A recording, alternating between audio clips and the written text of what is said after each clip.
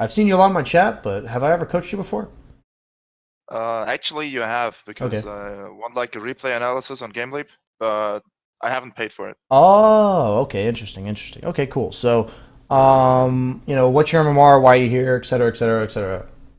Around 4K, 4K? and I've been like up and down a bit, but never really 4.8 or something, and never really below 4K either. So Gotcha. yeah, Okay, so what role are you? I'm 20.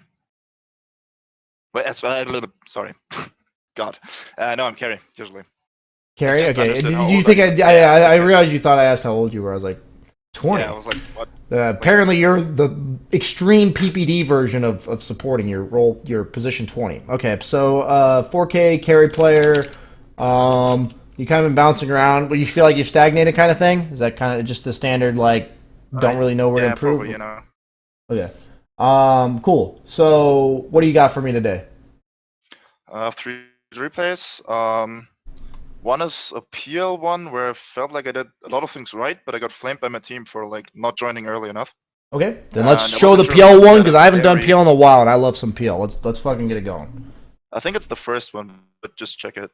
I forgot you already sent them. XD. Yeah. My bad. Forgot about that. That's the first. Okay, not many people check in ahead of time or anything like that. So, okay. I am not gonna forget. Share screen. Poggers. Okay. Let's see here. PL. Okay, cool. So you're against Enchantress, Shaker, Offlane, Yes. I believe I am. or is it Enchantress Willow? Enchantress, definitely. I don't know if Shaker or Willow. It Can't looks recall that. okay. That's fine. Either way. So let's see what you build. Both heroes are kind of the same. Like they offer a stun from range, kind of, and they protect the Enchantress. So I feel like your approach to the lane's similar either way. Just going. Were you watching my last session? Yeah.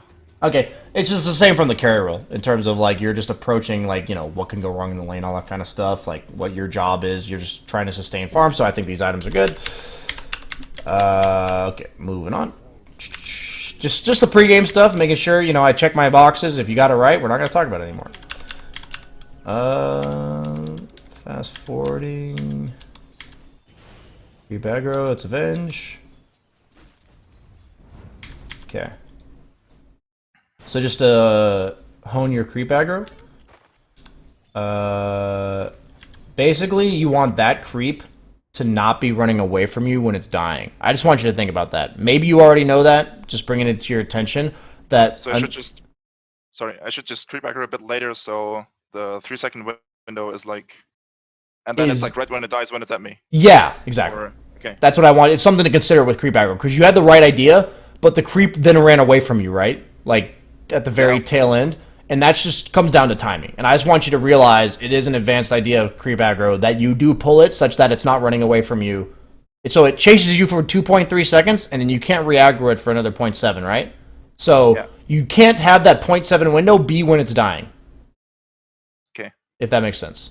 So it's just Yeah, something to consider. You'll get used to it if you get the feel for it, as long as you're thinking about it. Just a little small thing, but important. So you're just solo here. That's really odd. But I guess that's life. Yeah, my supports wanted to go aggro, and I was like, yeah, just You do should that. not And be then okay with there's a that. If creep. they ask you for approval, you should not be okay with that, by the way. If they just do it without you approving it, okay. But if they said they want to go aggro, you should at least say that's not a good idea. And if they choose I to was do it, like, go ahead. I think they were a bit confused because Putch wanted to go aggro, and Dazzle was like marked on the offense in the beginning of the game. So, Okay, and so then my I think at point some is point, from the carry's perspective, you have to say, no, please, Okay, do you want Dazzle or Pudge with you? Dazzle. Okay, so you say, you're correct, I'm just making sure, please, Dazzle, come bottom. If he doesn't come bottom, is it your fault? No. No, but it's actually your fault if you did not say, Dazzle, please come bottom. Okay? I do it in my games, you gotta do it. Like, in this patch, you actually rely on your support in a big way. You need to know which support helps you, because you have an idea of how the lane's gonna go. You know it's gonna be a lot of harassing on you, and you're gonna need to sustain and all that stuff. And you don't need a Pudge. Pudge doesn't do shit for you here. So, if Dazzle then proceeds to still go top, that's life. But that's all we can ask you to do. So, Moving on from that. Obviously not the best CSing, but that's life. Meaning, like, it's not something I need to tell you about. The first one was actually something you could have done something about, so that's why I mentioned it. So yeah, I understand the idea behind boots, but boots don't help you sustain and trade. Or not trade even, just like hit creeps. Isn't that what you're doing, right? You're just hitting creeps, and getting harassed. So this is a lane where, like, I just 100% go Aquila first. Like, I just go... I get the rate... Go ahead. So these boots should be like a Wraithband. Yeah, so, like, the boots would be... And I think you're going to know in this type of situation, especially when you're 1v2, that you're always going to need more tangos. So, how do you determine whether or not you fly the courier out with a Wraithband or Wraithband and Sage's Mask? Okay, so yeah, just wanted to ask that question. When do you do that? Like, how do you know? You just fly the courier with Wraithband. Like, I usually say a mid lane has priority, right? Yeah. So, but... It's literally when, like, for me, if I need the courier right now. Meaning, a lot of the times I'll actually fly the courier out with the Wraithband because I needed tangos. Alright. So I'm, like, gonna use it for tangos anyways, and then I fly it out with the Wraithband on it as well. Like, right now, this boots would be Wraithband gold, and you'd have, like, an extra 30, so you'd be at 200, plus tangos, and then I'd look and see kind of, like, based on what my, like, so I'm not in immediate need of tangos right now, right? Yeah. So I would have a Wraithband and tangos on the courier, and then hope to get to Sage's Mask before that courier gets used. That's how I would approach this. Does that make sense? Yeah, it does. This is really important, by the way. Like, for everyone watching, like, courier usage in the safe lane can be absolutely lane losing. So you protect your Dazzle a little bit. It's fine. God, supports are so fucking bad. Sorry. Should not be... are they actually gonna kill him? How does that fucking work? Whatever. I don't know. I think they just... Nothing for you to learn there. That should never work. Like, that should never even be attempted, and that enchanter should never let that work. So, whatever. I'm not gonna question it. You didn't do anything, so we're just gonna let it go. 4K, man. Yeah. So that was funny as fuck. Like, it's one of those where it's like, what are you guys? Oh, it worked.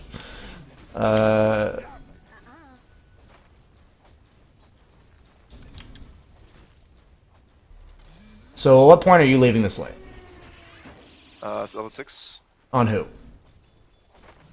On Edge. Okay. Or on me. So if she gets level 6, you're pretty much like soaking XP at that point, because you can't really jungle, right?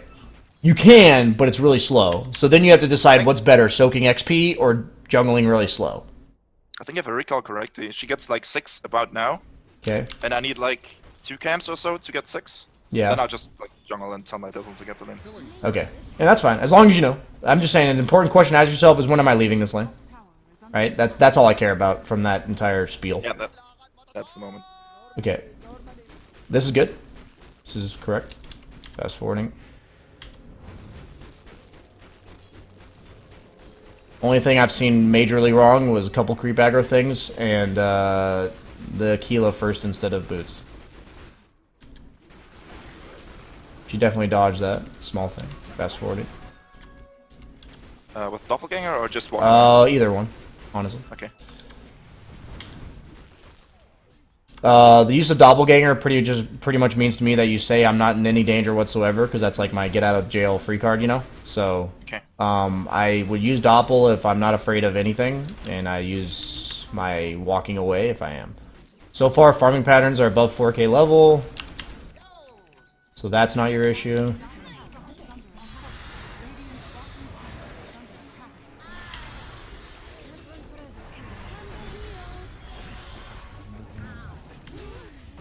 Okay. So basically, I really like what you're doing right now, okay? So this is all good. All leading up to this is really good. So, like, I'm always honest with Coach. Above 4K level, what's been accomplished so far? So, what are you afraid of now? So Clinkz is dead, Willow's dead.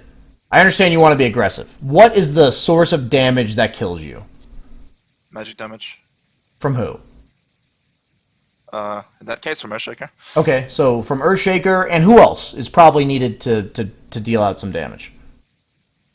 I guess Enchantress. Okay, so yes, that is correct. So I don't know how to explain. I'm trying to think of this right way on PL specifically. It applies to certain heroes too, but it's a lot of a PL thing. What's the only way Enchantress and Earthshaker are both going to be able to deal damage to you? If you walk past Enchantress, do you see this? I'm saying, like, that is the only way they can both deal damage to you, is if you walk past her on their side of the map. Sure, so you're saying I should just, like... You're allowed to be here. This is all good, but you are not allowed to walk past Enchantress. Okay. Does that make sense why? I don't actually know if I can try to explain it better. Because, like, deals more damage when it travels, right? So if I walk away from her... Then if you go past her, then the only way to avoid the damage is by walking further into their base, which is where Earthshaker's going to be. Okay, there you go. So the way to not die to these two heroes is to stay on your side of the map compared to Enchantress. Does that make sense? Yeah, it does. Okay, it's something you need to consider, right? That seems like very specific, but it actually gets you killed by walking past Enchantress here. The minute you walk past Enchantress, like alarms were going off in my head. That's how it works for me, right? Like, I'm like, ugh. Like, that's what I'm looking at, right? Like, this whole play up until this point's really good, and then you do this. Right here. And then I just, like, This becomes bad this moment, right here. Yeah. You're just not allowed to do that. But I realized that should I just, like, doppel down? No, you should just walk this way, and if she starts impetusing you, you doppel away. You don't want to doppel down, because if Earthshaker's reinforcing this, where's he coming from? I think he's coming from mid because he wasn't a mid laner. But, like, in general, where is he always coming from? Either here... Okay, either tower or a small camp, yeah. Or here. Yeah, exactly. So you should go the way that is away from both of those things, right? Which is left. Yeah. That's all I'm saying, is, like, you don't even know, like, honestly, in terms of map awareness, you don't even need to know exactly where he's coming from. You know it's either here or here. Like, that's not a secret, right? So, like, you can just assume it's one of those two and back off to the left. The only time you need to know very specifically where they're coming from is when it makes it so you only have one option based on whatever they're doing. You know what I'm saying? So, okay. So, the minute you walked past Enchantress, you pretty much said, I want to die. So, moving on. And that is what you said. So, I don't mind TPing bottom. Why? Why don't I mind TPing bottom? TP top. Okay, cool. Good talk. This is all good.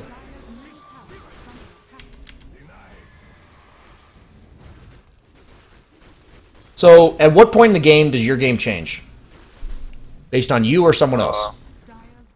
When Shaker has his first item. Okay, like cool. Either Blink or Shadowblade. Good call. Good call. Nice. We're working together here.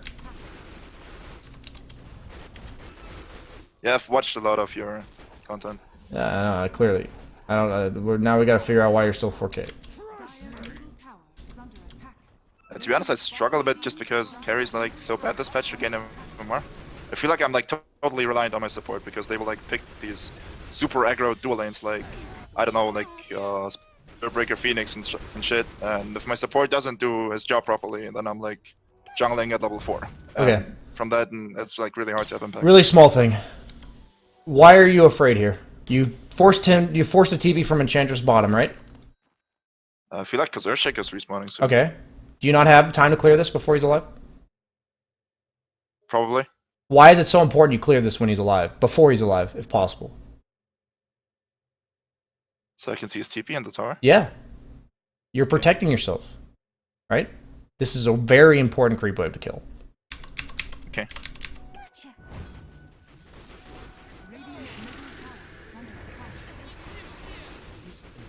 We see no Earthshaker. And this is about the time he'd have an item. That was a really risky... Actually, no, he has no Echo Slam. If you know he has no Echo Slam, that's fine. If you didn't know that, that was a really bad play. Don't think it did. I'm saying if, like... What? Sorry, did he show mid? No, I didn't see him. Maybe he did. I didn't then show... I personally did not see him. I'll rewind just to confirm. I may have stopped looking at the point he was mid. Oh, you might have seen him under this ward. It's a really weird bug with spectating. Let me see. Okay. You might have clipped him. I don't think you actually did, though. I think it's just a bug with spectating where it sees him. Okay. Well, You might have seen him. Okay, well, we'll call it either way. If you saw, like, if he has no echo, you're fine to be here, right? And he has no. He was doing Shadowblade for. You said, yeah, that's really weird. That's fine. You're happy with that, right? That just means your timing is 700 gold delayed on his part, or 600. That's how I think about it. Like, hey, I have an extra 600 Earthshaker gold before he fucks me. Thank you for going Shadowblade, idiot. Okay, moving on. As long as you know how that affects you, then you can capitalize on people's mistakes. Okay. So you see her shake. No. Where are you going? I think I'm buying my diffusal. Okay. But this creep wave. That's 200 gold and tower pressure and information. How is that more important than something a courier can do? It can pick up your item for you. You see this? Yeah. So this is... So I understood exactly why you backed up. At least I thought I did. Okay? So you do this. Why am I okay with you backing up? Because I don't see anybody right now. Okay. You suddenly see 2 people bottom. Shake your mid! Just like... What now? Run. Yeah. What now? Turn around. Immediately, right? Turn around, just... Immediately. Right? Like, if there's farm that you're not allowed to take, because certain people are scary, and they show, what should be your first priority? Well, check the map. No, I'm saying, if there's somebody on their team that scares you, Earthshaker, Enchantress, whatever hero it is in any game, and they are preventing you from farming something because they scare you, if they show somewhere else, what should be the first thing you do? The thing I'd usually be afraid of? Yeah! Whatever they were stopping you from doing in the first place, right? So, turn around, I'm scared. Oh, they're mid! Run back! You see this all the time. All the time if you watch a good carry player. Like, you actually see this decision all the time, where they do this classic, like, walk away thing, because they don't know where everyone is, and then they show, and then they go back. So, all this so far has been little things that have added up, but so far, no glaring mistakes. Like, nothing that I would say, wow, you should be 4K, you suck. So, I'm actually waiting to see that. You see Earthshaker mid. Okay. Okay. I don't mind this. I probably would have gone mid person. No, this is fine. Okay, so you're just gonna push that. You're gonna push that and back off. That was fine because you saw them top. Okay. But this was the correct time. You shouldn't even linger at that tower, which is correct. So you're gonna farm your way back to top, which is fine. You're in no rush to get back to top. This is bad. That was just a waste of time, in my opinion. Okay. I can tell you that's bad, because, like, are you intending to push that tier 2 into them? I just wanted to poke it. Okay. So, like, was that damage worth more than these 3 camps? I guess no. That's how I look at it, right? Why am I prioritizing 3 camps over some potential aggression here? For you. Because I'm like the hardest scaling here in the game. So if you're the hardest scaling here in the game. Yeah, that's it. You don't need to just don't do anything. Yeah, you don't need to talk any more than that, right? Like, you prioritize your own farm more than pressuring, because if we outscale them, what do we care about if we outscale them? Getting there. And what it stops us from getting there? I guess just dying. Them taking objectives. So if we're not concerned about taking objectives, we are concerned about them taking objectives. So if they are not threatening any objectives, how do we play the game? Passively. As efficiently as possible. Not passive. As efficiently as possible. The better wording, because passive is way too strong of a word. So you see the mid... Yeah, I'm not a native speaker, so... No, that's fine. So, just making sure we use the right... This is all bad. Actually, no, they all died on Earthshaker. Okay, this is fine. This is good. I wasn't paying attention, didn't realize Earthshaker died. This is good. I believe I die here.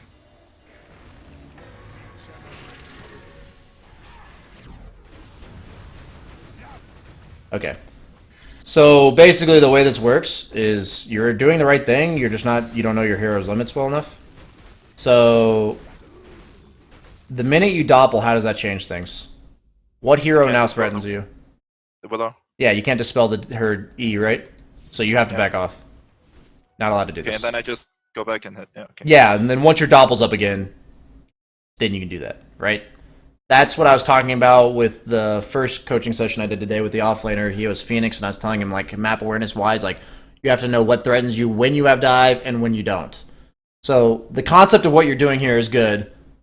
It's just the discipline that even I don't have sometimes as a 7K player to recognize my survivability tools off cooldown. Whenever you're a hero with a survivability tool or a survivability item, you need to think about why you bought the item or why that ability helps you this game. And when you don't have it, you need to then you need to have two different modes of how you play, right? Based on that item or ability, right? You just need to have it. So here it's same idea. You end up dying Well, because like if you don't get Willow stunned, you never die here, right? You just Yeah. don't. You never die here. Can I ask you something about PL? Because it's like No. a hero I've been trying to learn. No, you're not. No. Yeah, I'm continuing. I'm joking. Go ahead. Okay.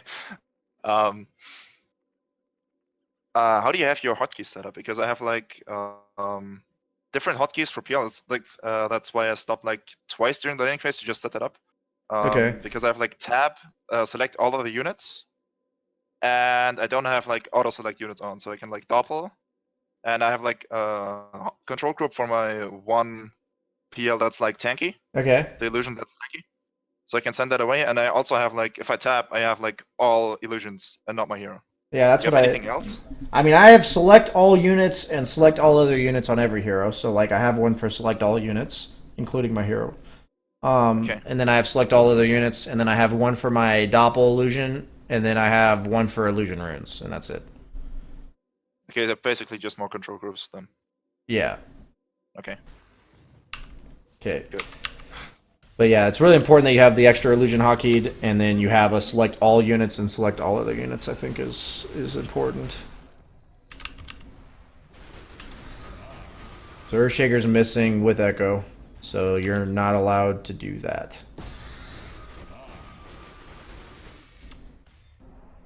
Unless I was busy talking to you and he showed somewhere that's relevant. Okay, it's been way too long since he showed. So how should you Okay. clear that wave if you're ever going to clear it? I don't doppel and set my illusions. Yeah, okay. You honestly shouldn't even be finishing this camp with your hero in it. Okay. You need to understand, like, the measures you need to take against Earthshaker. Earthshaker really doesn't counter PL that hard. People think it's a hard counter. It's like a soft counter until you get hard, okay? I wouldn't go hood this game, never mind, because they have so much physical. So, you just need to get to your heart, and, like, if you watch me play against, like, oh, man. Do I have a game of PL against Shaker recently? I know I played against PL against Shaker, but is it recent enough to watch for you? This against Shaker? No. Let me see if my game, because I want, if I can get you the game. That's the same one. It's gonna be too long ago. It's probably this game. I know I played against one. I guess I can do this. Sorry. Yeah, it's not gonna be recent enough. I really want to know what game it was, though. No, whatever, I give up. The way you need to adjust to Shaker specifically is, like, very high. And you need to know that on every hero. Meaning, like, not just PL Shaker matchup, but, like, every hero in the game matchup. You know what I'm saying? So, like, the drasticness of how much you need to adjust is very high. Like, you need to not get lazy, and you need to have, like, a sense of urgency about, like, every time you're doing this, you're potentially dying to an Echo. Like, that's how you need to look at it, right? Like, so the more times you do this, the more likely you are to die. Like, that's all it is. It's just a, percentage based. The more time you spend within your illusions, the more time you give him, more windows you give him to kill you. So, like, your hero should never be finishing off camps. You should have doppeled and sent the illusions at this creep and then walked to this camp and back off. Every time you're, like, you should identify as a PL player, as an efficiency thing, how soon you can walk your hero away from a camp. And then if you miss it slightly, you can, like, lance the camp or whatever, right? But, like, either way, you should be on top of your illusions as minimally as possible. You should be on top of the camp to, like, spawn your illusions and then back off as soon as you possibly can. And it's not that important when you're against other heroes because you're, like, trying to be efficient or whatever, killing the camp as fast as possible. But in this case, like every time you're on top of illusions, you're just putting yourself at risk of dying. And that's all I look at it as. So like, you know, back off is like identify that moment where you back off. This is really bad. I could have told you this was bad, but he actually silenced an illusion. Okay. Yeah, silenced an illusion. So Like, you're against. Wasn't quite sure what. Okay. So, sorry, we're gonna be clear here. If you are Radiant and your tier 1 tower bottom is dead, what is the most dangerous farm on the map? Yeah, well, my own jungle. Okay, most specifically, these two camps are the worst camps in the entire game to jungle. Right here, why? I guess it's between the two objectives they want to get next. Okay. And? So that's where they would have wards then. And they're low ground. So they are between the two objectives the enemy team would be going for. And they are going to walk past those camps 100% of the time. This one is a little bit better than this one. Why? Because the one path to get to mid goes by this one. But both paths, or sorry, the one path to mid goes by just this one. While both paths go by this one. And this path is the only one that goes by this one. You see what I'm saying? Like, two paths go by this one, one path goes by this one. This is what I'm... Yeah. Should have said better. So, this camp is better than this camp. Because at least they're not at your fucking tier 1 mid when they kill you, okay? Like, that's the difference, right? So, these are the two worst fucking camps in the game. They're only worse than this because this one's worth more gold, at least. But it's the same idea. As the other ones. So, you should kill this mid wave and not go here. Because if this Earthshaker is any good, I assure you he is here, not here.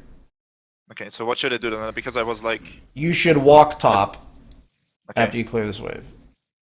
Okay, I was like a little... This should be your farm, by the way, but it's not. Yeah. So you have to accept it and not do the most dangerous farm on the map.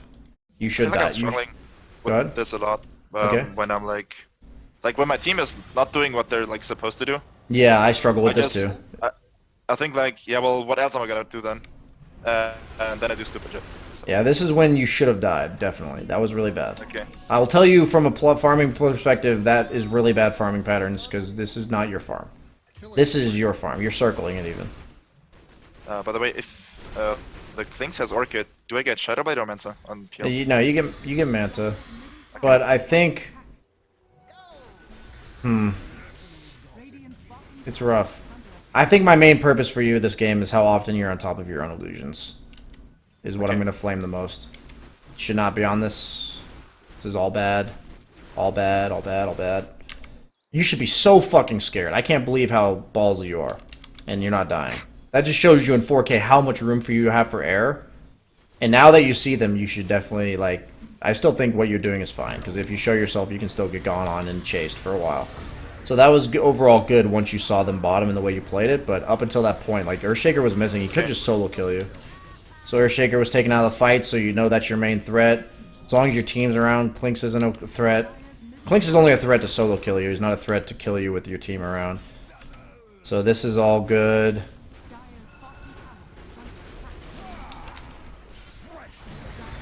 So, if we're not cared about getting objectives of our own, what's our only play on the map, right? We're concerned about what they're getting. So when should you ever show up to fights?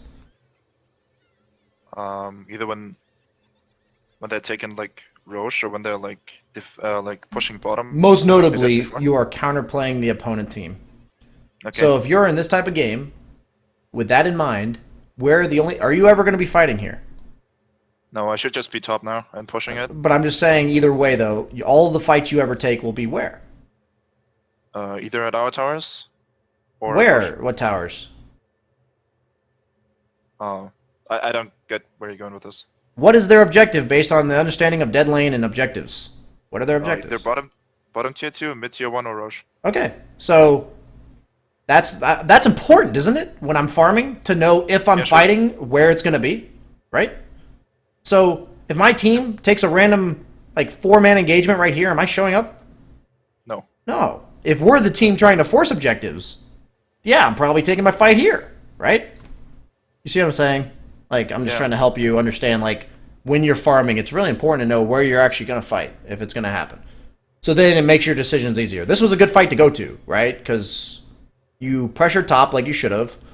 And then the only problem I had with you pressuring top was when Earthshaker was missing, you were literally farming on the creep wave with 8 illusions or whatever. You'll just die instantly to an echo. Like, literally instantly.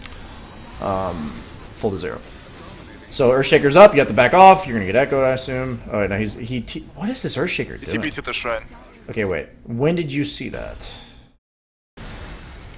We had pretty good communication. My invoker was like... Okay, you're right. Okay, this is good. I'm actually just so baffled that that's what he did, so I wasn't actually looking for that. Okay. Alright. So that's correct, that's correct. Yeah, he's flaming him now.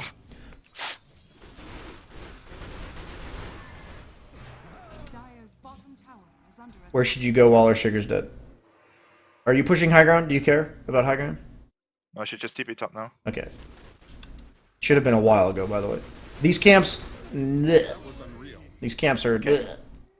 Your Pudge is clearing top. Why is your Pudge top? Because I'm not. Okay. Good top. So you got the top, not a sense of urgency to get the top. Why is the enemy team allowed to group up and do whatever they're fucking doing mid? Because Pudge TP top. And if you had TP'd... Then he wouldn't have, yeah. It would be right... You took your dust... You use it. Sometime in now, this should be switched in. You should know, honestly, right here, I'd say, is the moment. Somewhere in this next 5 seconds, this should be moved into your inventory. Because you know you needed the dust for Clinks, and you know... Like, you should know that you're not taking objectives. So if you're not taking objectives, what are you trying to do by the time they're alive? Well, they just want all lanes pushed into their base. Why? Because then they have to show themselves, and we can... And they can't take objectives. Right? All we care about is them not getting objectives, right? Yep. Because we scale better. So what do we do to prevent them from objectives? Have all the lanes at their base while they're dead, right? When they're dead, we don't care about getting... Like, are we going to take objectives that are literally right in front of our face? Of course. Like, I'm not telling you never take objectives. I'm just saying that, like, the most crucial objective in this spot to consider is top lane and preventing them from grouping up, which is top lane, right? That's the place you're going to pressure as Radiant. As Dire, it's not that simple because you want to pressure this area, but if you pressure this area, you're giving them Roche if you're always around there. That's why Radiant has a higher win rate. So, basically, what I'm trying to say is that if you are not going top, what are you doing? Nothing, really. I'm just... Something really fucking important. Otherwise, you go top. I'm saying to you that I'm telling you the importance of top. So you are declaring to me by not going top that whatever you're doing is really fucking important. Okay? So it could be taking a tier 3, taking a tier 2. Is that classified as hitting neutrals? No. So no, it is not. I'm fine with this play right here. If this had been moved in your inventory earlier while you're walking here, this is all good. All this right here is good. TP top. Yeah. Right now. It should have already been done. This is not important, right? Like, I'm just emphasizing to you that you are effectively declaring to me that that was important. And that's how I know to teach, and that's how I learn as a coach. Like, I can tell that you thought that was important because I know how important top is.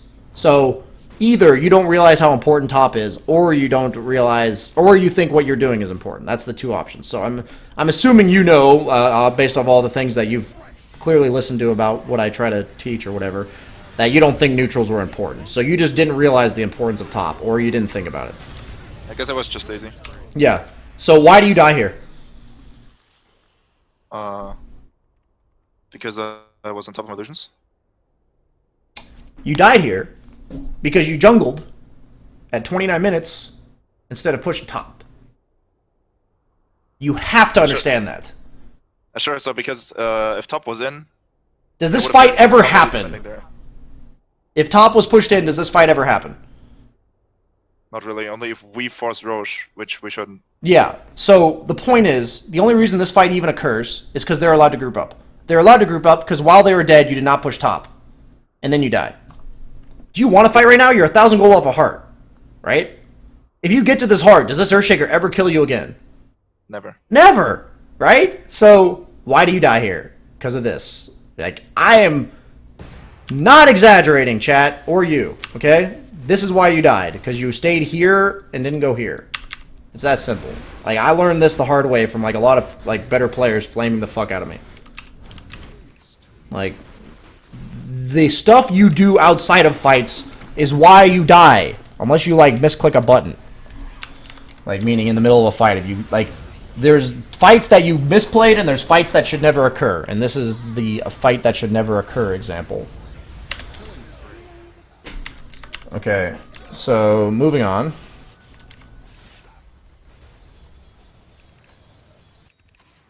To be honest, I think I just farm my heart and we just walk over them. So can we like? Yeah, we can move on to the next game. Cool. Okay. Next one. Go in order of the list you gave me. Yeah. Okay. This one's gonna be just laning phase, I guess, because I wanted to get better at laning, just because of what I told you before, like that I've struggled when my support is like not doing what he's supposed to in the lane. And I think this game I'm solo against Necrophos as Weaver. Okay. So I just want to tell you, so that people know, or that you know, that apparently my internet's shitting itself, and I'm dropping a ton of frames. So, I don't know how good of replayability this stream is going to have, or this session is going to have. It hasn't affected like you and me, right? But my stream has been dropping a lot of frames. So for people watching, I can only assure you, there's literally nothing I can do. But for now, because I'm not going to interrupt our coaching sessions to fix that. It looks like it's stopped, based on what I'm looking at. It hasn't shown me a drop frame since I checked, but I do see that I have 17,000 drop frames. So it looks like it's better now. So I apologize for interrupting the session for that, but or like, you know, briefly talking about it, but I'm sorry about that, but for the sake of this, you'll only be able to really see the audio from this. I haven't really had internet issues in a while, so I don't know why that's happening. But am I dropping? Okay. No, we're good. Okay, so what were you saying going into this game? I apologize. don't worry. I was solo laning against this Necrophos for the most part, I think. Okay. And I just want you to focus on laning phase. Like this game was like shit draft. Okay. Like I couldn't do much against Void Spiritbreaker.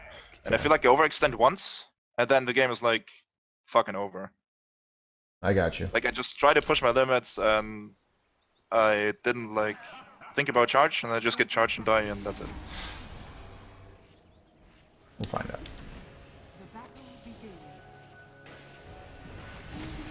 First blood. Thanks and have fun. So I learned this the hard way. In any lane that you have to trade a lot as Weaver, what do you think your first item should be? Stick. Potentially. First major item. Like, more than 200 gold item. Aquila. Very good. I don't know. Bottle. I'm not going to talk any more than this, but I got flamed pretty hard for not buying a bottle on my Weaver game. And I'll tell you, it changed. I literally did this in a scrim. Didn't buy bottle. Ended up literally costing us the game because I didn't buy a bottle. So, I guess what I'm trying to say is the rule is to buy a bottle. The exception is when you absolutely don't need a bottle. Like, absolutely don't need one. The way that I approach lane as Weaver nowadays is that I don't mind having maybe 1 or 2 mangoes. But, like in this game, I start the lane with, because I'm off lane, I start the lane with this. So 2 tangos in this. So my literal approach to Weaver is to play as aggressively as fucking possible for the first like 2 or 3 creep waves, like spending Sakuchi as much as I need to, and then I get a bottle. Like, doesn't matter what side lane I'm in, I just do it. It works better a little bit in the off lane, but in the safe lane, if you're playing really aggressively with Sakuchi, especially when you have an advantage, you'll still be able to push the lane and then go pick up your bottle. And it's even better if you do it around rune timings kind of thing.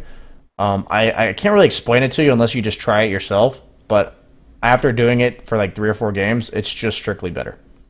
I guess I understand what you're saying. I just usually I'm like very greedy, so I just try to get it at Yeah. like, the 5-minute mark or something. Yeah, I got you. Yeah, I honestly, so basically in the past, I'd even say earlier this year, that's how Weaver was played, and it was funny to me because I felt very comfortable on Weaver overall. I have like 110 Weaver games, and I thought, oh, Weaver's like easy shit or whatever. Like I don't even have to play him all that much this patch. I'll be comfortable on him.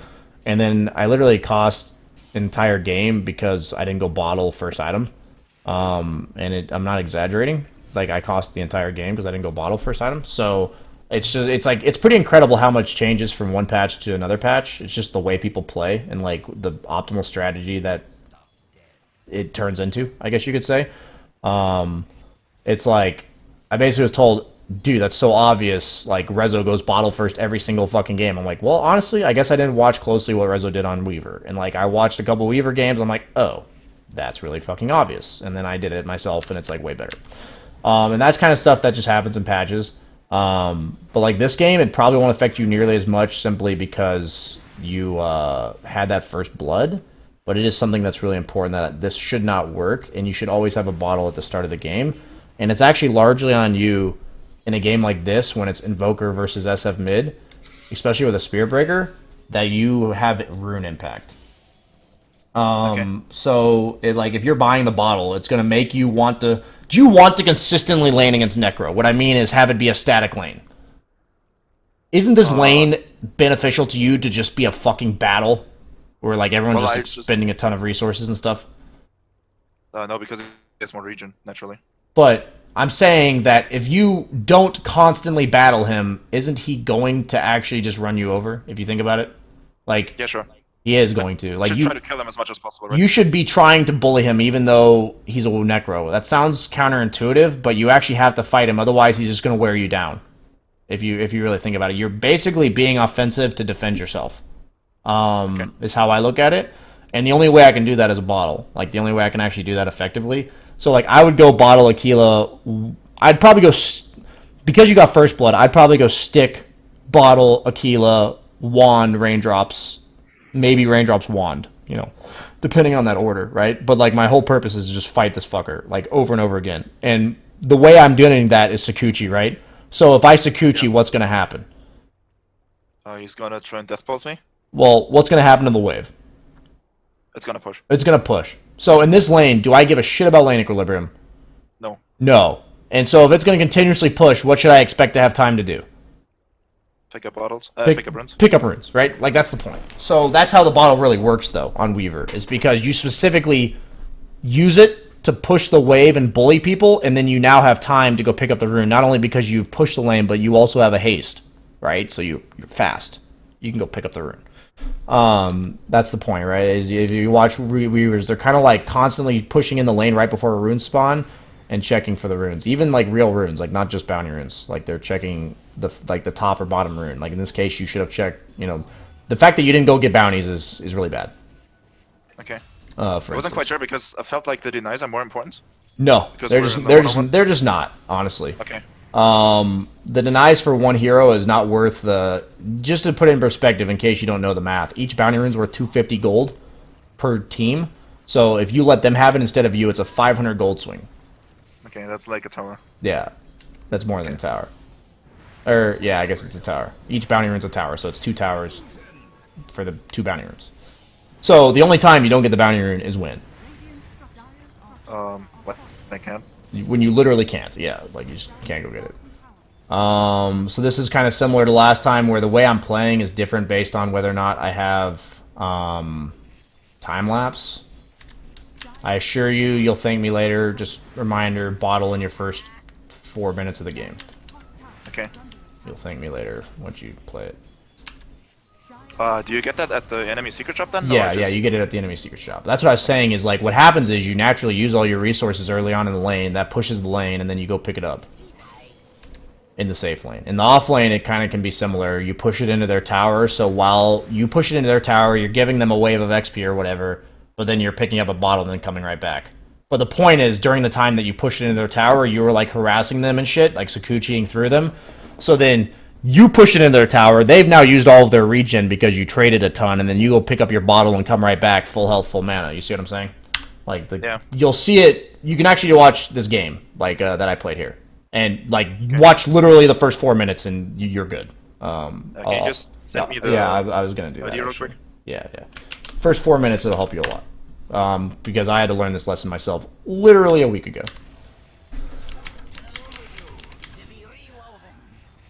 So overall, your general approach to the lane's good. I just, it's just the model thing is the only problem I have so far. But you do have to play this aggressively on Weaver. I've realized that, like, if you don't play this aggressively, it's real bad. Okay, so you're just taking a ton of back and forth. Dire's bottom Okay. is under attack. Dominating, I guess. Hello, this is Gabe Newell. I feel like that might have been a bad play, actually, because Void was missing, and he should be on there. Like, this Void should be bottom right now. So I'm not 100% sure about this Necro play. Like, I think the Grimstroke is fine. Okay, you see... Okay, I guess you saw Void. Wow, okay. I guess I'm just not used to people being really... I feel like I still would have backed here. I feel like this was still bad, because if Void was good, he would have walked here, even after you lost vision of him. You see what I'm saying? Like, Yeah. the minute I lost vision of Void here, and the reason why I'm bringing up Void, right, he's obviously the threat to you. That's why I'm bringing him up. Don't... To be honest, Go ahead. I just don't think I paid attention. Okay. And usually they just don't do it in my MMR. So You it's, like, should not be very obvious for me. scared of Void. I don't care what Yeah. MMR you're in, you know? It's good practice, and fact is, even in 4K, people are going to make the right play sometimes. So You're just not as aware of it because it's rarely. you don't get if you don't get punished for mistakes, you're not as likely to think about them. Okay, I get that. I really do. I'm just telling you that, like, I know for a fact, based on our talks, that you know Void shits on Weaver, like, in terms of as a threat and stuff, so you should play accordingly. I'm, like, hugely against that time lapse. It was like trying to get the aggro off me, and I mean, just Sakuchi and walk out of the tower range and come right back. okay. Yeah, like, stop being lazy. That's all I can really say about that. That literally is laziness. By the way, no. On the talent. Always. I'd say 95% you take the XP. Okay. Killing spree. It's just better. You feel the difference if you play Weaver without the XP and then you play it with like 3 times. You feel the difference. Yeah, this is the play where I fuck up. Okay. Like, I feel like it's really close, but I just didn't like think about the charge. So Radiant's top tower is under attack. I guess my question for you here is, what hero do you threaten here on their team that you're gonna find here? I want to say Invoker, but I don't have Dust on me. So. Okay, so what hero on their team, if you find them here, you're gonna kill? Well, the Grimstroke, but apart from that... How do you really kill anyone. Grimstroke?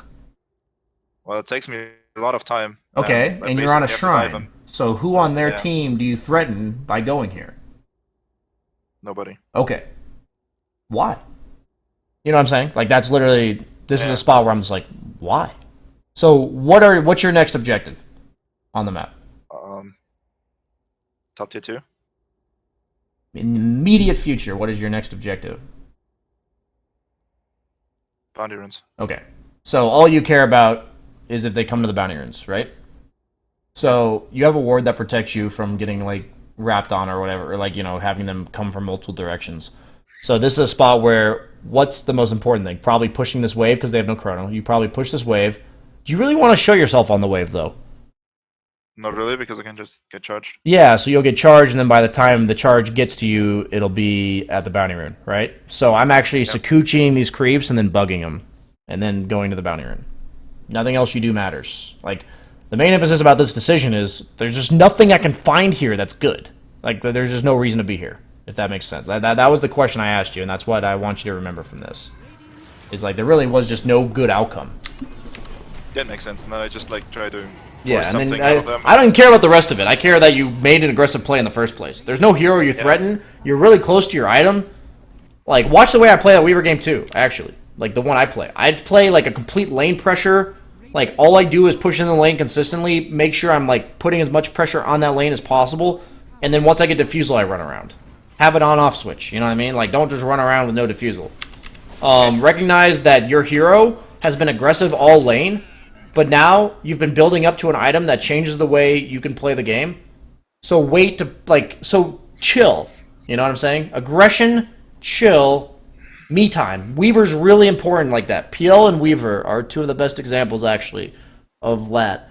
Both heroes are naturally very powerful in the lane when they're winning, so they want to be aggressive when they have that advantage. Then both heroes naturally want to like chill for like one item. Like Weaver can be like Linken's, Deso, Diffusal, Maelstrom, you know. PL, it's almost always Diffusal, right? So like, but they have to have that me time. And the reason why the XP talent's just so fucking good is it synergizes with Weaver's timing so much. Like he just plays really aggressive in the lane, and then he wants me time, and he just gets 35% XP while he's getting his me time. Like that's just why it's so good, honestly. If that was like a level 15 talent on Weaver, it'd be like really fucking bad, for instance, because like that's already past the time where he's done doing this part of his game. And this is what you should have done without dying, you know? Like you should know to do this without dying. You'll watch it in my game too. What's up? Okay. Yeah, usually it's very easy on Weaver because you're just so hard to kill. Yeah, yeah. In this game, it's a bit different, though, right? So I was going to say you're overextending at the tier 2. That's literally all that's happening here. Stop! Just push in the lane and leave. You know what I'm saying? Conceptually, correct. You're just overextending. That's really all there is to it. Okay. Why is it even more of an overextension than you would think? Than just necessarily worrying about yourself. What else on your side of the map is relevant to the fact that this is an overextension? That my team's showing bottom. Yeah, okay. Good call. Good time. Moving on. And Spearbreaker's alive, so it's even more important that you're out of vision by the time he's alive. That's like another thing. Just thought I'd be fine there, actually. Because I had time lapse and they just first hit bashes me. And that's fine that you think you're fine. Now you need to understand that why are you even taking a small chance to die? You know what I'm saying? Yeah, There's no reason, like, you're so close to your item. Why you bottom? A dominating performance. What part of the map is lane pressure? Chill, me time. Top. Go lane pressure, chill, me time. The only time you're bottom on Weaver for a very extended period of time is what? What games on Weaver do you stay bottom for as long as you possibly want to?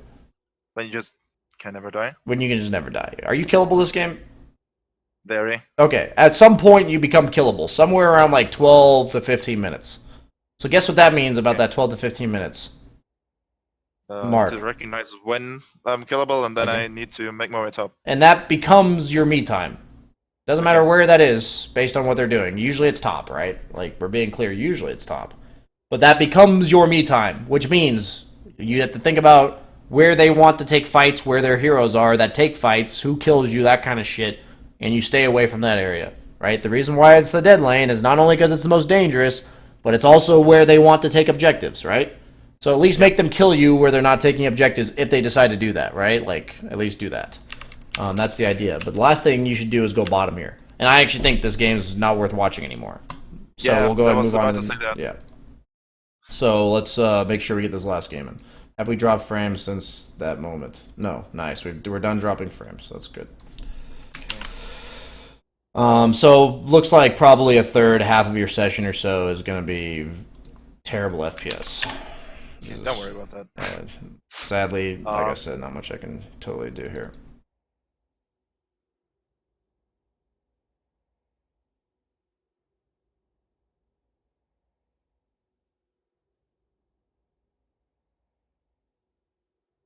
This guy likes baseball. He throws like a champ. Sorry, that's pretty good. But yeah, no, it's just a matter of remembering like these distinct things. So like, maybe you didn't think about it that way. Like I need my me time on Weaver or whatever. Maybe you didn't think that way. But that's the way I need you to get to thinking. You know what I mean? Okay. So just think about heroes like when you watch people are trying to learn them, when they want to fight, when they don't want to fight, that kind of stuff. Who are you here? I am Anti-Mage. Oh, wow. Never thought. Yeah, it's my it's like my favorite hero. Okay, well, sadly, you should they probably last just. pick- You know, so my point is, my favorite hero is Slark, and how often do you see me playing him? Oh, For right him. now, like Sorry. never. But Sorry. I was like, Yeah. this might be a good game, and then they just last pick Visage, and I checked his profile, like he's like some booster or something, and that's I think why we lost. But I just want you to look at. Yeah, no, I got I you. felt like I played this game really good, Okay. and so I want to know where my mistakes are when I think I'm playing good. Okay, got you. It might just be that your hero sucks, but we'll find out. It's probably not that simple. There's always things to fix, but. The difference between heroes that suck and heroes that are good is the heroes that suck have very little room for error before you just kind of lose the game. Okay. I'm only going to stop if I see something. I'm not stopping because I don't see anything yet. So the only thing I majorly see right now is that you buy an Orb of Venom instead of a Quelling Blade. Okay. I don't mind an Orb of Venom if you want to go that route. But I also think, like, not having Quelling Blade on, like, a 55 damage melee hero is really bad. Against two ranged heroes that do about that much damage is why I think it's bad. Specifically, like... So they just double deny every creep I have. Yeah, like, they theoretically should deny every creep, like, if they play it right. Okay. By the way, is there any option in Dota where you can like disable, like clicking on your own picture, like you know the picture that's I don't think so, in the bottom? Okay. as far as I know. Because like once You the game, you blink like At least I towards your just- base or some yeah. shit. I do it too, Yeah. actually. Yeah, I've had that problem. you know, just like if I click on my profile, I just blink on myself, and that looks really fucking stupid. Yeah, no, I agree. I've done it too. So far, honestly, like I know I'm fast forwarding, but like there's very minor things, but like nothing that like is honestly even worth talking about. So I'm trying to make sure I get to a point where there is something drastically worth mentioning. Dire's middle tower is under attack. Yeah, you clearly play a lot of anti-mage, like I can tell, but Is under attack.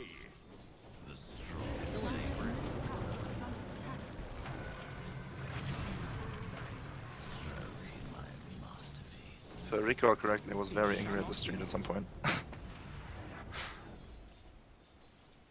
Like this game is like almost a week ago, so I don't think you should tolerate being this level of health, I guess, is what okay, so you flew yourself tangos. I guess that's okay. I probably would have shrined, like, a creep wave ago. Okay. Like, 2 or 3 creep waves ago. Like, you're so strong, you're, like, ahead in this lane.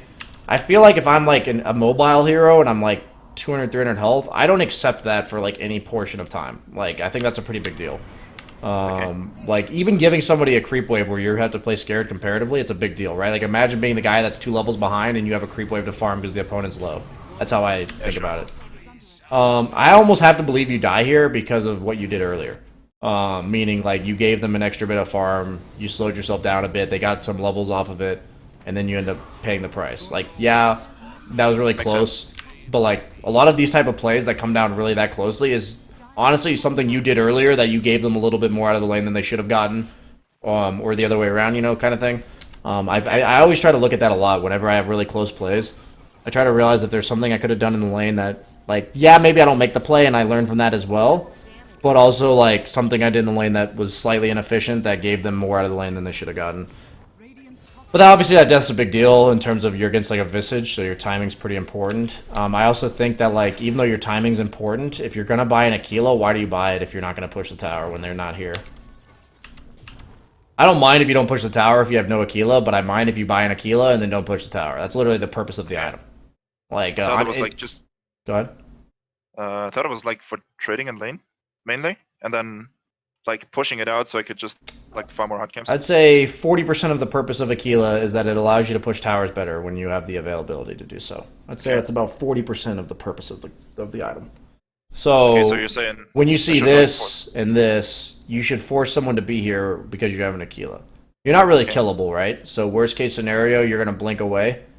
So if you don't have Aquila, the amount of damage you do to the tower is like pretty minimal, even though I still think you might want to stay. But if you don't go Aquila, you're also like rushing Battle Fury kind of thing, right? So you'd be 800-900 gold towards your Battle Fury. So you'd be much closer. So maybe in that case, it's better to just optimize, right? But if you're going to go Aquila, you definitely have to like apply tower pressure while the opponent's killing your own heroes. Like, this is really important, right? This is a big deal that you're not pushing this tower, I think. Very big deal. And instead you like come in and... Yeah, I just don't like this. I think your best impact in this game, especially... I don't even think the Aquila is bad. Like, if you're going to go the Aquila, I think it's great like that you recognize this. But you need to understand that it is because it pushes towers. And your best impact in this game is by separating the opponents early on, maybe forcing one of the supports top and then helping mid. Like that kind of thing you could do. Like if you force a support top and then you go jungle, and then you see that going on, I guarantee your plays will be much smoother. Meaning, like, the odds of what you just did, how like that Rubik lift won't be there, for instance. You know what I'm saying? That's a way to makes sense. think. That's a way to think about it. Dire's bottom tower is under attack. Yeah, I can only tell you that once you start thinking about it, forcing support TPs is actually fucking huge as a carry player. You'd be amazed how many opportunities it presents to you by forcing random support TPs. That was cocky. Honestly, I just blink it yeah, out. the blink on the creep is a big deal, but Killing spree. Double kill. so like. If you were a millennial, I'd say wicked. It's like, how do I explain this? It sounds like I'm harping on one thing specifically, but I need you and everyone to understand the importance of lane pressure. Like, why is the enemy team able to get so much off the map right now? Because Are they forced to react to anything? no, my team's dead, so they're not. Well, I'm saying it all, like, if you look at the last 6-7 minutes, have they reacted to anything your team's done?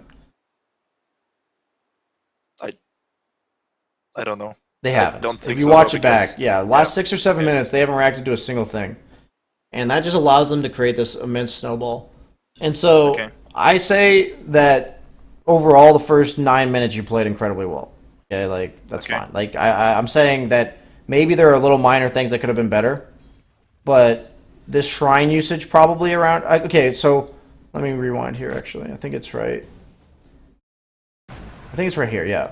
Why do you think it's so important you use the shrine right now? Because I can't walk up to the wave anyway. But most importantly, what's relevant in 30 seconds? Bounties.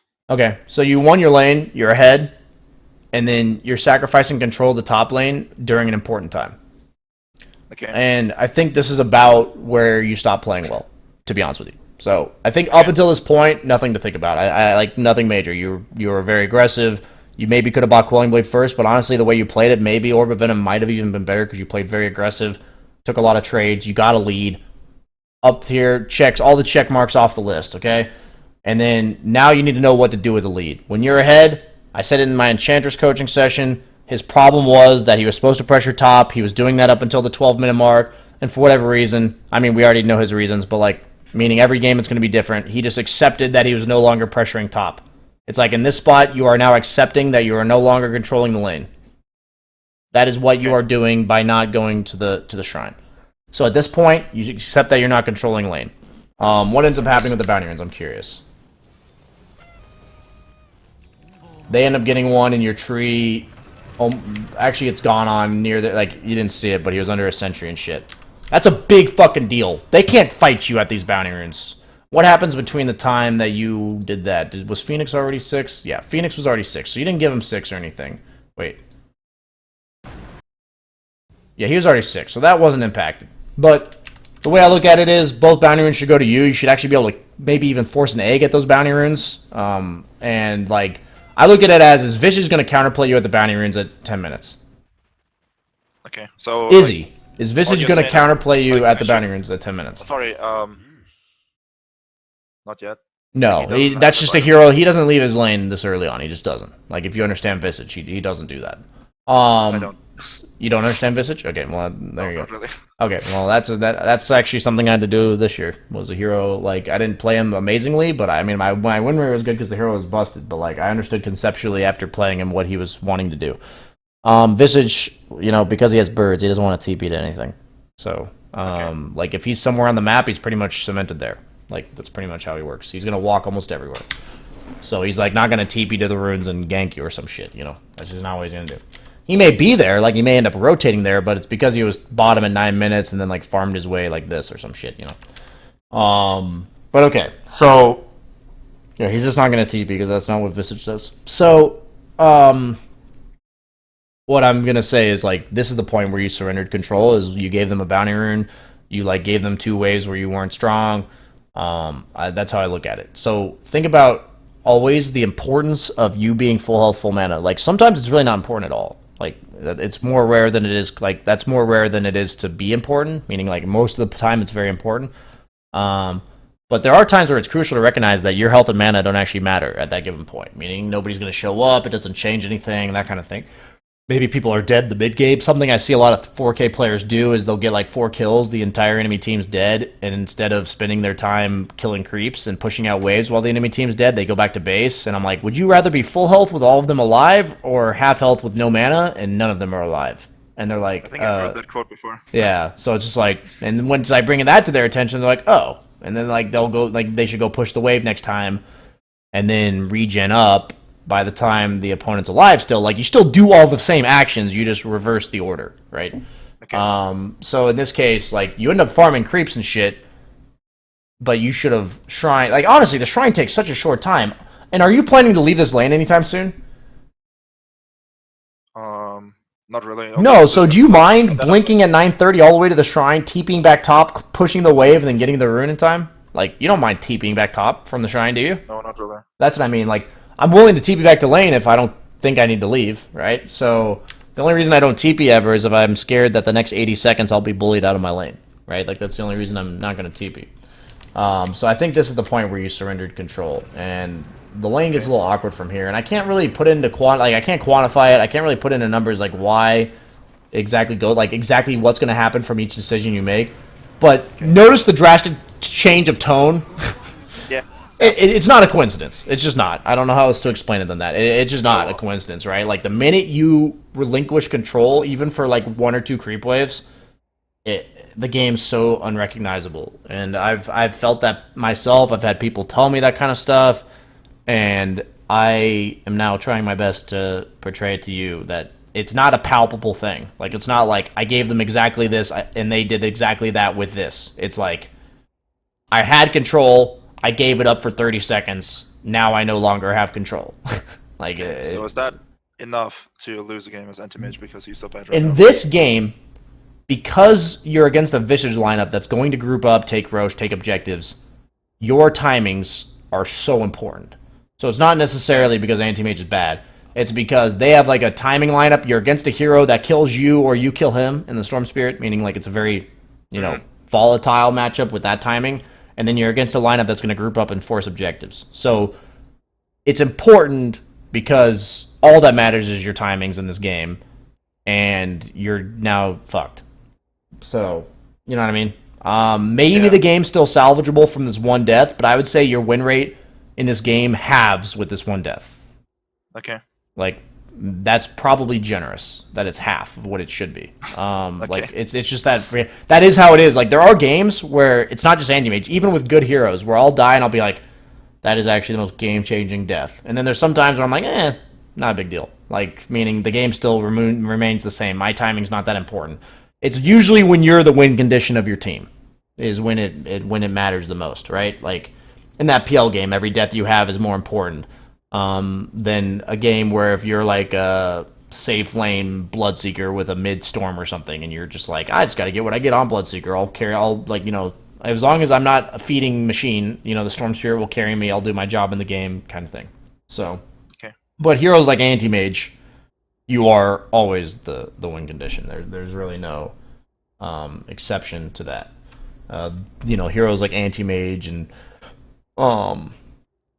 usually PL and Terrorblade, these heroes are like, they're almost always the win condition for their team. So, but the heroes like Drow and Ursa, they're not the win condition for their team. You know what I mean? But heroes like Ursa, like heroes like Drow, it's your job just not to feed, because you just need to be alive and not be a liability. And then your heroes like Ursa, you just need to be like hit your timing soon enough to actually come online. But there are games where you can just have a shit game as Ursa and it actually doesn't matter, like, because your team's doing well, despite the fact, and you're still a Roshan killer, and eventually you'll buy a blink and kill somebody in a stun, whatever. But yeah, so it is like a very high level knowledge thing, I guess. Like, not in a humble brag way. It is a high level knowledge thing to understand the impact of your deaths, and the impact you have in this game. So I'd like just to clarify, like, when we talk about your deaths, it's like, how important are my timings? How can I play the game before the death, and how can I play it after? It's like, the games where I say deaths aren't that important, my timings aren't all that important, and when I return to the lane, it's no worse than it was when before I died. You know what I mean? But there are lanes where like once you die once, you're gonna likely die 2 or 3 more times, you know, and so that first death literally costs you the lane, kind of thing. That's the kind of variance we can find. So, we have gone an hour, but not quite over an hour. So, do you have any other games we can look at real quick? Let me check.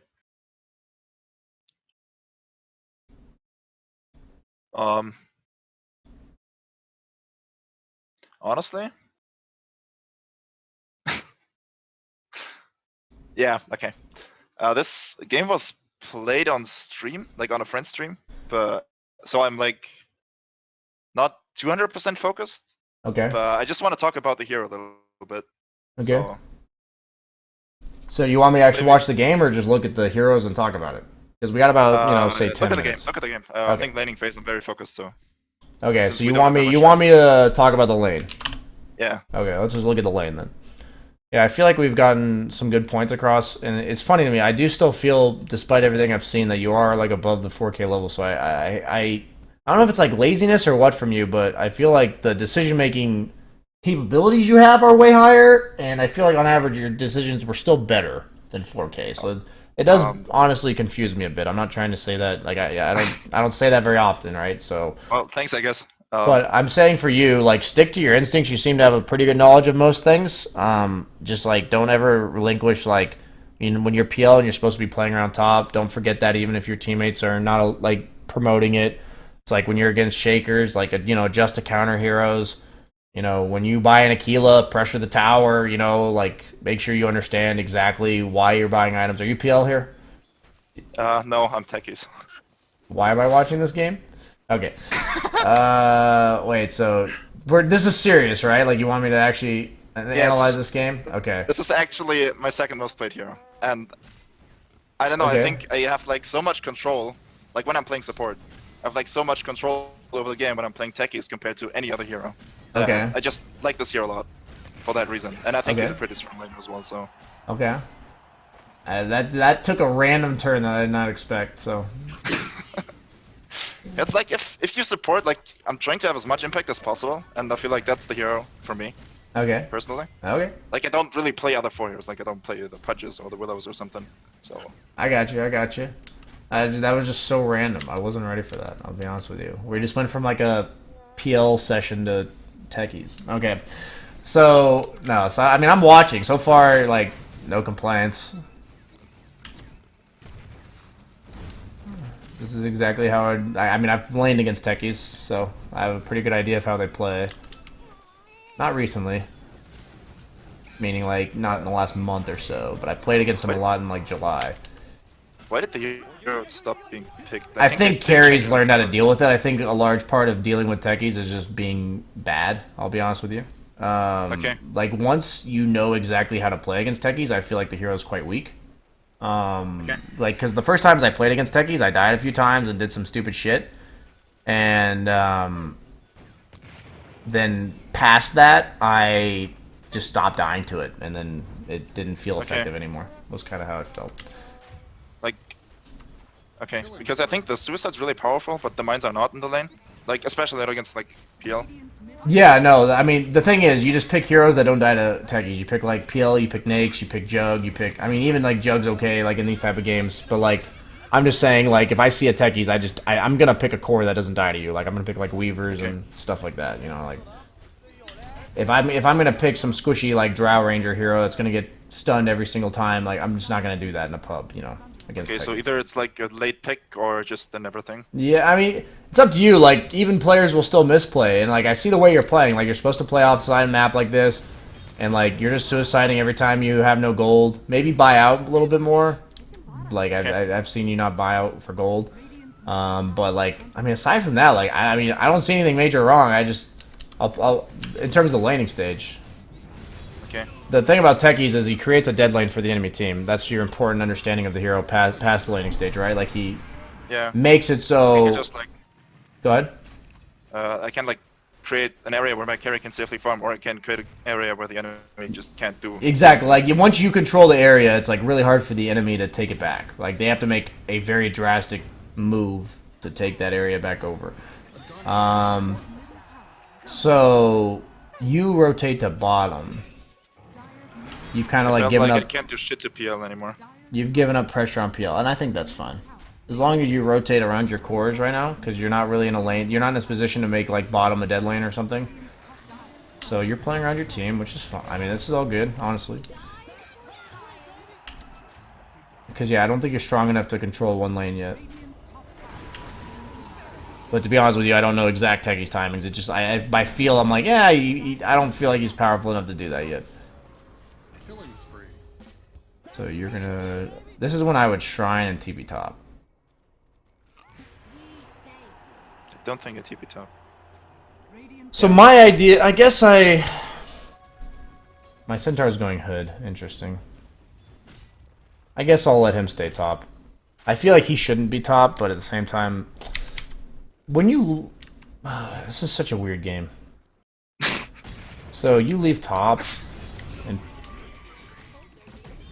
So the problem is I feel like Techie's is really good at like defending his tower as well. Like, whenever I play against Techies, I have a really hard time as any safe laner to take the tower. So I think my emphasis on this TB bottom is that this happens. So you I'm also say you giving don't do anything to PL, but my thought, like, this is why I was originally hesitant about this, is that you don't do anything to PL necessarily, but you are actually preventing aggression from PL. Like, this play, if you think about it, doesn't happen. Right? Yeah. So I guess this is the idea that I portrayed in my last coaching session where I said, you know, as a support, think about your impact in the lane. Like, what the lane looks like without you there. And this is fine if this is something you just simply didn't think about. Because, like, for me, I agree. You don't really do much to PL, right? Like, you're not going to kill him anymore, really. You don't stop him from playing his game. But if that suddenly means you're going to lose your tier 1 top, like we talked about, is this tower important? Not that much, but But right what? now, like, So the reason why it's not okay. So it is important. It's actually a very important tower. But the thing about it is, when you come from PL's perspective, okay, try to follow me on this logic. It's not an important tower to take for PL, but it's an important tower for you to defend. for Roche or Just in general. Okay, so I don't know how to explain this, but okay, I do know how to explain it. If he takes this tower, the time that he's allowed to be top is like an extra 3 minutes. So you know how like the lane becomes dead for them, right? It becomes their dead lane, becomes too dangerous for the enemy carry to occupy it. That time gets extended if they take your tower, because it's just harder for your team to make a play there. So you're effectively making it so their carry is safe enough to farm top lane like for an extra 3 minutes or so. It's obviously not like written in stone, right? But something along there. So if they're allowed to farm top, what does that mean for your team? that we need to make something happen elsewhere so that that's worth it, Okay. or that we just have to expend extra resources to defend top. Okay. My point is, if he's safe enough to farm top, that means you're not taking that top tower. Ah, okay. You see what I'm saying? Your ability to make moves there is because like he's safe enough to be there. Like the point is, if he's safe enough, that means you can't kill him, or like you're probably not going to kill him very easily. And if you're not going to kill him very easily, then he doesn't have to leave top. And if he doesn't have to leave top, then he never loses his tier 1 safe lane. So by losing this tower, you are neutering your guys' ability to ever take theirs. Is how I look at it. It's so it's like, so as a carry player, it's weird, right? Because I tell you that it's not an important tower for the PL to take. Because honestly, what I'm saying is any of that necessary for PL? No. It's a luxury, right? Like, it's a nice bonus for him. Like, it seems nice that he's able to stay there longer, right? So, as a carry player, that means he's going to take this tower as if he ever can. And it's really important if you're a carry player to take this tower when it's possible. Meaning, like in that Anti-Mage game, you had Nikila, they showed 3 heroes bottom, 1 hero mid. Like, this tower is important enough to take that you, like, do it. But the problem is the difficulty of this tower is usually very high, okay? So, like, I say the importance of the tower is low simply in comparison to how much it takes to get it. So you should consider as a support, whenever you're supporting the off lane, how much it affects the ability of the enemy to take this tower that you leave. Okay. And so what that usually can mean is maybe you leave, but instead of TPing bottom, you walk bottom. So that you can TP top, right? Yeah, it makes a lot of sense actually. Okay, I okay. just never thought about that. Yeah. So it's something I've never actually had to explain out loud in that perspective, but because I've always given it from the carry's perspective. But it's like very hard for like, just look at how you guys have to play top. Like I'm just gonna fast forward, and I think we're gonna wrap up the session here. Literally, just watch how top gets played by your team for the next however long. Yeah, I can see Centaur is like very scared. He has to play incredibly passive. Like, it's only once the PL leaves, he doesn't even feel comfortable taking the tower, really. He finally takes the tower, but actually, yeah, PL still comes back, right? Like, the PL's, I was like, I don't even think PL should be giving this up. And he doesn't. And it's just like, this is how I look at your lane. It just turns into an incredibly passive lane. So you guys can still get shit done, but you're literally eliminating an option to get shit done top, for the most part, by letting that tower die. So, are there some games where that tower is going to die? Dire's middle tower is under Yeah. Yeah, for sure. But if it's preventable, you should never let it happen. Is the big deal. Okay. So like give up. Sorry, give up like as less space as possible. Yeah, I That's guess like the idea is, especially so if you watch Liquid, they're probably the #1 team for doing it. They started it at least. Maybe other teams are doing it more so now. But they were the first team that almost all of their major movements in the early game, like 9 minutes, is they'd pick like this Lone Druid mid or like Pugna mid hero, and that hero would just walk top at like 9 minutes and take this Okay. tower and kill it. And why do you think they did that?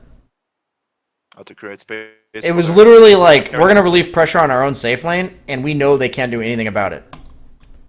It's like, they'll get this tower eventually, is their idea. Was their idea. But at 9 minutes, the enemy team can't stop them from taking whatever tower they want. So they choose this one. Because at 13 minutes, they can still get this one. But they can't go 9 minutes here, 13 minutes here. Right? Like, they can't do it in that order. Yeah. So they would just choose to walk top on like a Pugna. Like, this was like in like May or June. They were doing this, like the only team really doing it. And it's especially better on Dire. Why? Because it's an access point for Radiant to rush. Yeah, it's just if you're Dire, you want to try to control this area. If you're Radiant, you want to try to control this area. It's just, it's harder to control this than it is to control this. So Yeah, when that tower is alive, you have like yeah, when this tower's alive, you literally can't control this at all, right? So they just see this as like, if we kill this tower and we ward like right here, we can actually control this area. And not only that, if we kill this tower and ward this, we then control Roche and mid tier 1. The only thing is, like- that is harder to do than it is to kill this and go here. So when I say you're behind, what tower is the most important? my own safe lane tower. Yeah, like, so if you're, I'm saying if you're Dire and you're behind, you want to take this tower.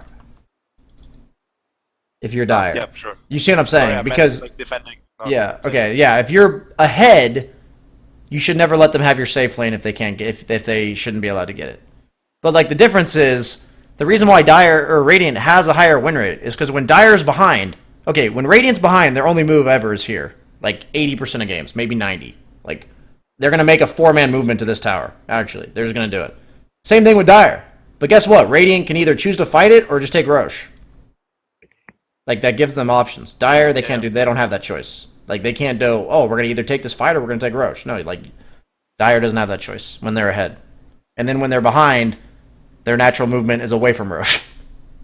It's like, I mean, it's just why Radiant has a 57% win rate. Like, because, and then, okay, just to be clear to everybody, I try to repeat this stat because I think it's incredible. Radiant has a 50% win rate or something in pub, something like that, 56, 57. At TI, it had a 57% win rate. And Dire had almost a 70% win rate over 40-minute long games when a game was 40 minutes or longer. So, all that means is, earlier on in the game, it's much harder to play Dire. And does this not make exact sense why it's harder to play Dire? Right? Like, early on in the game. Early on. Does this also, Go ahead. sorry. Does this also affect draft? Like, is Radiant Ursa more powerful than? I think Radiant Ursa is like 8 times better than Dire Ursa. Yeah, like I think it's Okay. way better. Yeah, like if I'd much rather play Ursa on Radiant. I don't think in pubs it matters, but in competitive, absolutely. I would be shocked if teams didn't pick. Like, I didn't pay attention closely enough, to be honest with you, but I do believe it. Like, I personally have talked to players before in the past, like a long time ago. I'd say like a year or two ago, and I don't remember who it was, but I specifically remember having a conversation with somebody basically saying, like, we pick certain heroes on Radiant and certain heroes on Dire, like, more so. Like, we will, like, not saying we'll only pick these heroes on Radiant or Dire, but we will prioritize them higher if we're Radiant or we're Dire. So, I know for a fact that competitive level teams do consider that with their heroes. And, obviously at TI, I don't think that's an exception. So, we got to wrap up the session, man. Any last questions? No, not really. Cool, man. Right on. Thanks for signing up. Sorry about the lag. I'll be uploading the video to YouTube, but it'll have the FPS drop, and we're just kind of just have to accept that. So, the audio is still there. Like, you can still hear everything I say. So if you want to review some points in that regard, but it'll be the first half or so. So once again, I apologize, but thanks for signing up, man. Have a good one. Yeah, sure.